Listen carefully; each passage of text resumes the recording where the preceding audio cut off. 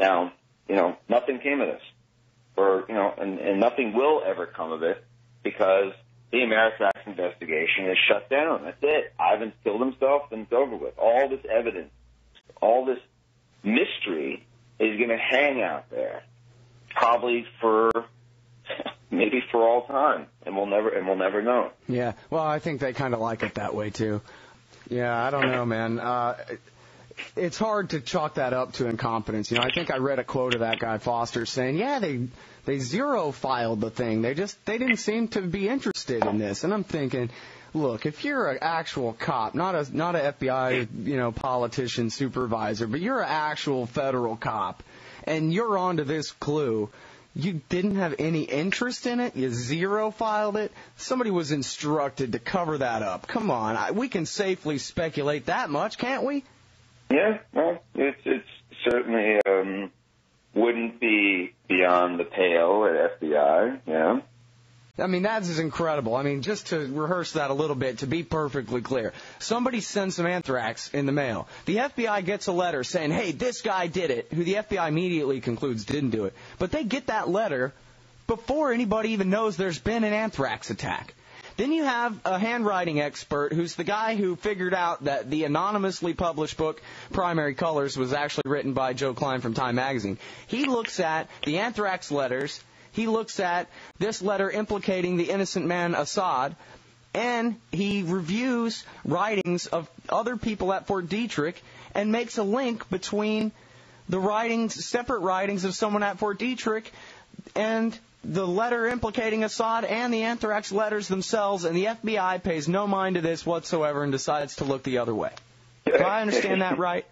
Yeah, that's right. It's pretty it's lunacy, or sheer total incompetence, or the result of orders from on high to stand down, as you suggest.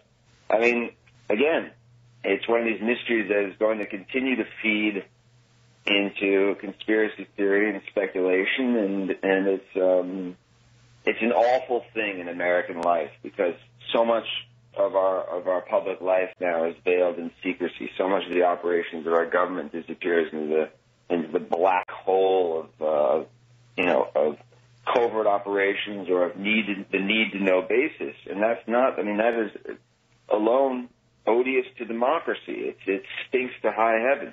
Well, now this guy Assad, who the FBI decided couldn't possibly be the guy they're looking for, he said, hey, you ought to look at this guy, Philip Zach, and this other lady, I forget her name. You ought to look at him because they hate me. Rippey. Right? I'm sorry, what? Marion Rippey was the two people that Assad suggested wrote the letter were Philip Zach, who's also a doctor at Fort Detrick, and his colleague Marion Rippey, a female operative at Fort Detrick, with whom Zach was having an extramarital affair. Now, a lot of the speculation has centered around these two, so I want to make sure and try to get a couple of facts straight. Their vendetta against this guy Assad was in the days after the first Gulf War, and they were fired from Fort Detrick in 1992, right? 1992, maybe 94. I'm not sure of the exact dates. Okay. And now the whole thing about this guy, Zach, and I'm not trying to acquit the guy or anything, but it just seems like there's a lot of people going off half-cocked about it, and I want to just make sure I understand it right, that this guy was apparently surveilled on video being allowed in to the Fort Detrick lab after he was fired by friends and former coworkers there, and apparently had access to where they keep some of the anthrax. But then even that was still back then in the early 1990s, not in the days right before the attack or anything. It was in 1994 that he came under video surveillance. Okay, so that's mid-90s at least. But now, do we know anything? A long time ago is the point. Right, and so that would tend to indicate, according to the scientists you've talked to, that anthrax would not be associated with the anthrax in these letters, or? Not necessarily. It just seemed to me, in terms of the Zach angle, I really didn't look into it very closely. It just seemed to me extreme speculation. The point here is not so much Zach or Rippey. It's the point, I think, is what the FBI failed to do. Right.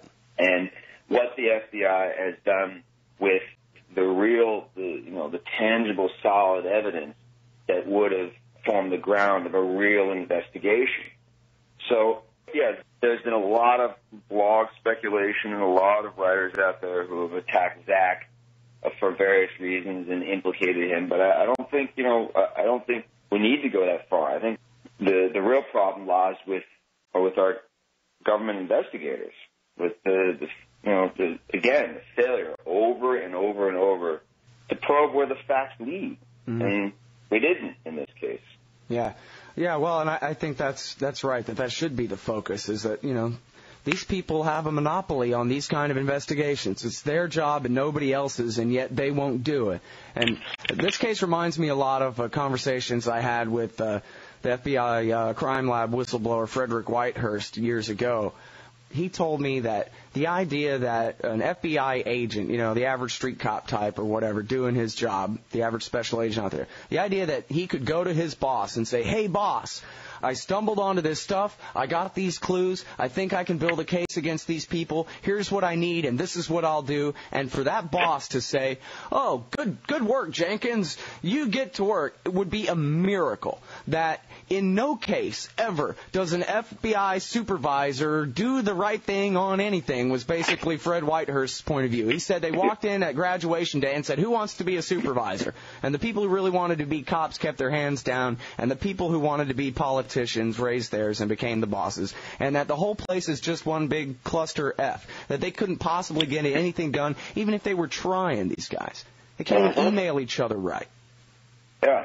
I mean, that's why, again and again I find myself in conversations with people talking about, the 9/11 attacks, for example, as a big organized conspiracy. And I just have to say, no, the government is incompetent. I mean, our government is a wreck. This thing doesn't work. It's dysfunctional. It's a huge, top-heavy bureaucracy, and they don't get anything done. So, yeah, I mean, FBI failures in the Anthrax, in the Ameritrax investigation, they simply been due to their monstrous incompetence and the monstrosity of the bureaucracy failing to pivot and to be able to react to new evidence in a timely fashion, in a spontaneously creative fashion. Yeah. I figured out why I keep going back to all these details while you keep trying to kind of wrap it up to the big picture. I keep going back because I just don't want to let it go, man. I don't want to admit that this case is closed and that's the end of that. There's supposed to be a freaking article coming out in the journal Nature saying, what the hell are you talking about, FBI? You don't make any sense. This isn't supposed to be over yet. The crime isn't solved, man. No, but you're right. The American people have been issued their marching orders. They are to forget anything ever happened with regard to Anthrax and move on. Part of the rolling amnesia of American life. Yeah, I always wanted to ask Timothy McVeigh who John Doe number 2 was, but now he's dead. And I guess I would like to ask Bruce Ivins who helped him do the Anthrax attack, or who does he think did it, or what does he have to say about all this so-called evidence against him. But I guess I can't ask him because now he's dead too, and that's just the end of that. Yeah. And when you look at the pattern here, prior to Bruce Ivins, there was the hapless Stephen Hatfield, who was hounded by the Bureau and persecuted in various ways and accused of being the Anthrax killer. And then, lo and behold, a month and a half ago, 2 months ago, the FBI settles with him for $5.8 million because they had the wrong guy all along.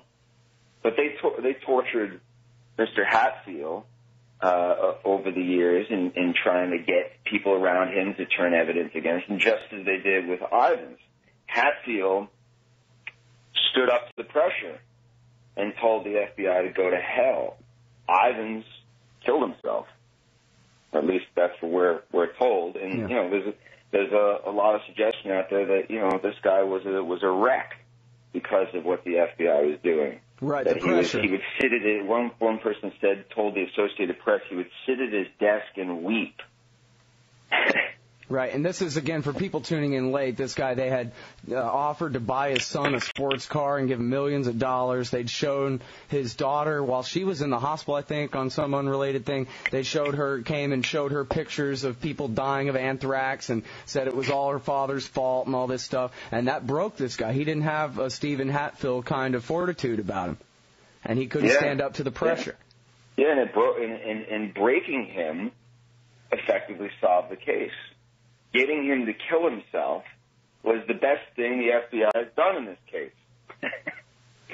Yeah, well, mission accomplished.